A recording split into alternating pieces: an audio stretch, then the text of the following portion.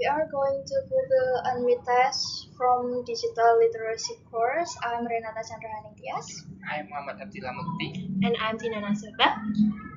And please listen to our presentation. This is the first page. It's about learning language. It's probably the most cognitively challenging task a person goes through. Okay, for this page, I will gonna read for the Indonesian version. Belajar bahasa agaknya merupakan tugas kognitif paling menantang yang harus dilalui oleh seseorang. The second page is vocabulary continues to be learned throughout one's lifetime.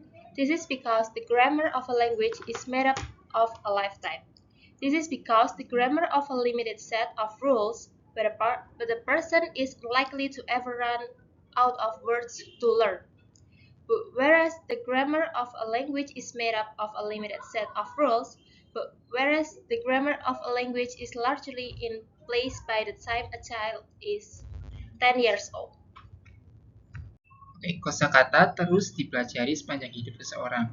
Ini karena tata bahasa suatu bahasa terdiri dari seperangkat aturan terbatas, tetapi seseorang kemungkinan besar tidak akan pernah kehabisan kata untuk dipelajari. Sementara tata bahasa, suatu bahasa sebagian besar sudah terbentuk ketika seorang anak berusia 10 tahun. In this page, here are some ways to enhance vocabulary in language teaching. First plan is choose the most appropriate vocabulary for the learners and ensure there's a good balance of learning opportunities. The second, encourage reading.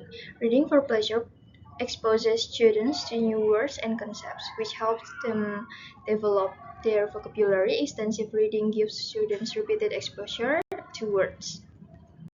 Okay, I'm gonna explain some ways in enhance vocabulary in Indonesian. Pertama, ada rencana. Kita harus memilih kosakata yang paling sesuai untuk para pembelajar dan pastikan ada keseimbangan yang baik dalam peluang belajar.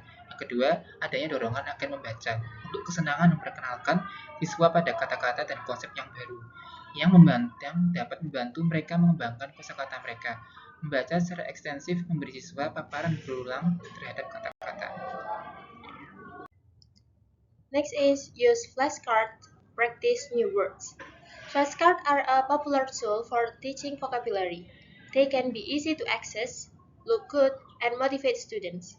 You can also include audio in flashcards to help students learn pronunciation. In practice new words, using new words in a sentence is one of the best ways to remember them. Kartu flash adalah alat yang populer untuk mengajarkan kosakata. Mereka mudah diakses, terlihat menarik, dan dapat memotivasi siswa. Nah, Anda juga dapat menyertakan audio dalam kartu flash untuk membantu siswa belajar pengucapan. Latih kata-kata baru, menggunakan kata-kata baru dalam kalimat adalah salah satu cara terbaik untuk mengingatnya. Regular testing. Incorporating regular vocabulary tests into your study routine can make the learning process more effective. Tes rutin. Mengintegrasikan tes kosakata secara rutin ke dalam rutinitas belajar Anda dapat membuat proses belajar menjadi lebih efektif. Learning from context. Learning through context is a fast, efficient, and easy way to increase vocabulary. Practice word association. Students can practice word association and memory technique. Belajar dari konteks. Belajar melalui konteks adalah cara yang cepat, efisien, dan mudah untuk meningkatkan kosakata. Juga, latih asosiasi kata. Siswa dapat berlatih asosiasi kata dan teknik mnemoni. The last part is converse with native speakers. Regular conversation with native speakers can help reinforce word usage and comprehension. Okay, for the last, berbincang dengan penutur asli. Percakapan rutin dengan penutur asli dapat membantu memperkuat penggunaan kata dan pemahaman. Okay, thank you for listening. That's all from us. Thank you and have a nice day.